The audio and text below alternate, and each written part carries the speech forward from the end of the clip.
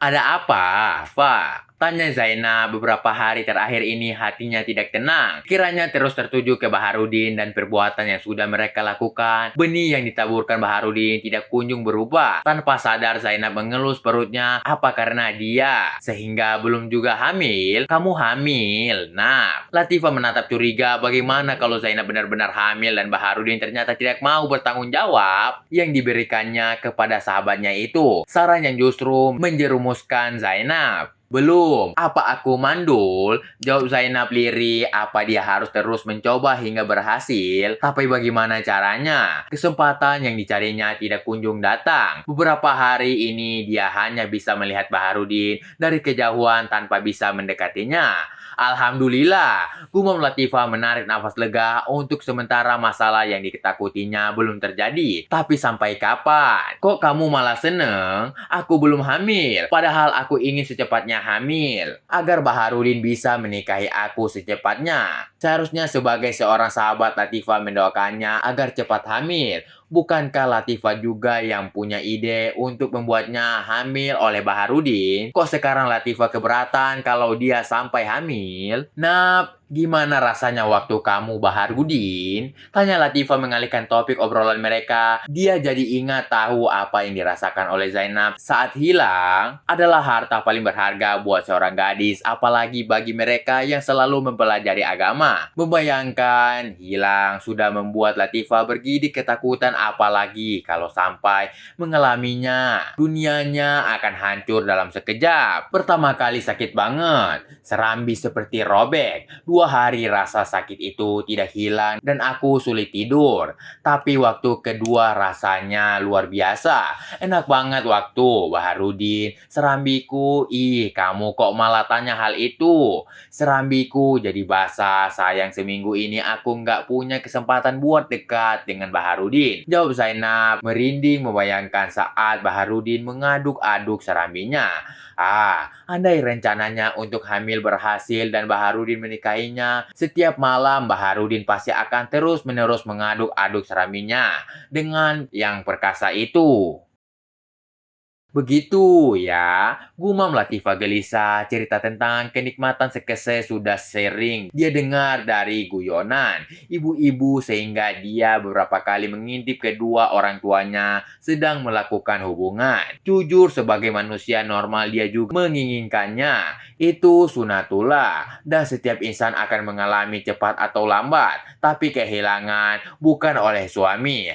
Itu sangat mengerikan dan Latifah tidak berani membayangkannya. Iya, sepertinya aku harus mencoba lagi biar usahaku hamil berhasil. Gumam Zainab, dia harus memikirkan cara untuk memancing Baharudin melakukannya lagi. Siapa tahu pada percobaan ketiga, dia berhasil hamil. Dia tidak akan pernah menyerah untuk terus mencobanya sampai dia hamil.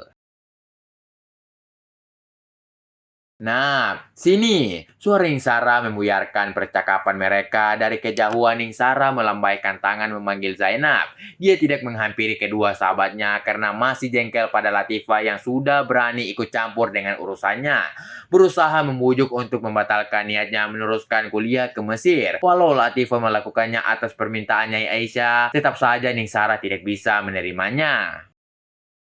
Zainab dan Latifah berlari kecil mendatangi Ningsara. Mereka tidak berani berleha-leha memenuhi panggilan Ningsara. Sebagai sahabat juga, sebagai santriwati dalam, mereka memang bisa diandalkan. Itu sebabnya Nyai Aisyah sangat menyayangi kedua orang sahabat itu. Bahkan Ningsara sudah menganggap kedua sahabat itu seperti saudaranya sendiri.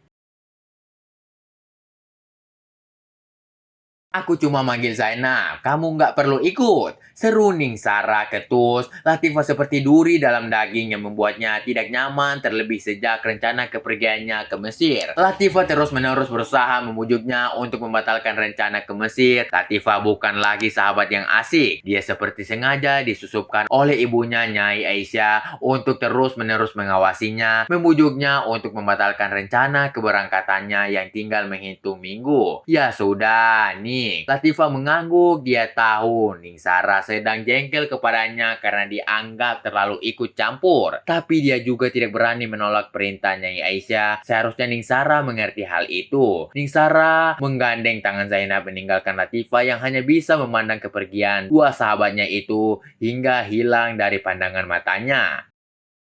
Wah, mau apa Ningsara manggil Zainab? Tanya Baharudin mengagetkan Latifah. Sejak kapan pria yang menjadi sumber masalah itu ada di belakangnya tanpa dia tahu kehadirannya? Dari kapan kamu di sini?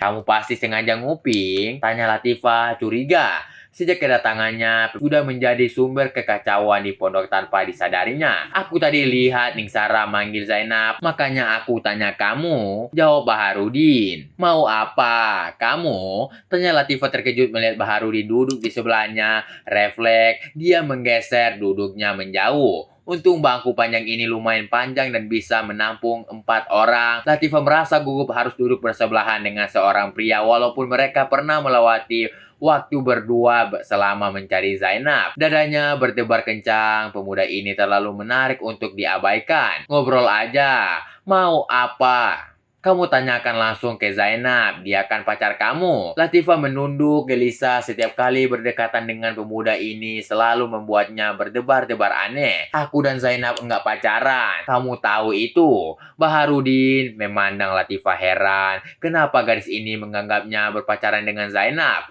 Bohong, buktinya kamu begituan dengan Zainab. Sangka Latifah marah, kenapa Baharudin menyangkal Zainab sebagai pacarnya padahal dia sudah berhasil mendapatkan. Begituan apa? Baharudin menatap Latifah. Harus diakuinya kecantikan Latifah tidak kalah dengan Ningsara dan Ning Isma. Dia lebih tertarik membandingkan kecantikan Latifah daripada memikirkan perkataan Latifah tentang Zainab. Masalah Zainab tidak terlalu mengusik pikirannya. Kamu yang sudah dapet Zainab, seharusnya kamu bertanggung jawab. Jawab Latifah jengkel.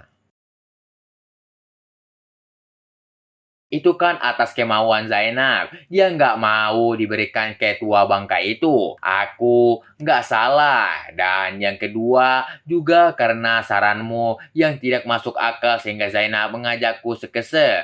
Jawab Baharudin tanpa merasa bersalah. Ya, tapi kamu berjanji akan menikahi Zainab kalau dia hamil. Latifah merasa jengah. Memang atas sarannya Zainab mengajak Baharudin berhubungan sekese agar hamil. Memangnya Zainab sudah hamil? Wajah Baharudin langsung pucat. Bagaimana kalau benar Zainab hamil? Belum, tapi pasti akan hamil kalau kamu. Latifah tidak meneruskan perkataannya, terlalu kasar dan tidak pantas mengucapkan kalimat berbau. Oh, mudah-mudahan enggak hamil. Jawab Baharudin lega. Dia belum siap kalau harus menikahi di usia 19 tahun, usia yang masih terlalu muda. Entah apa yang akan dikatakan kedua orang tuanya kalau hal itu terjadi.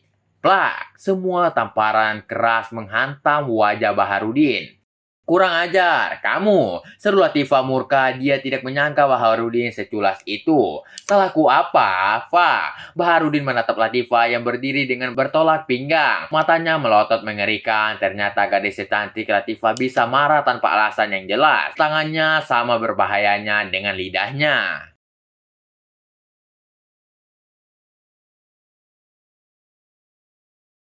Oke guys, terima kasih telah tonton channel kami dan jangan lupa like dan subscribe channel kami agar kamu tidak ketinggalan novel-novel berikutnya. Bagi yang mau mencari informasi lebih lanjut bisa langsung join grup Telegram kami ya. Terima kasih.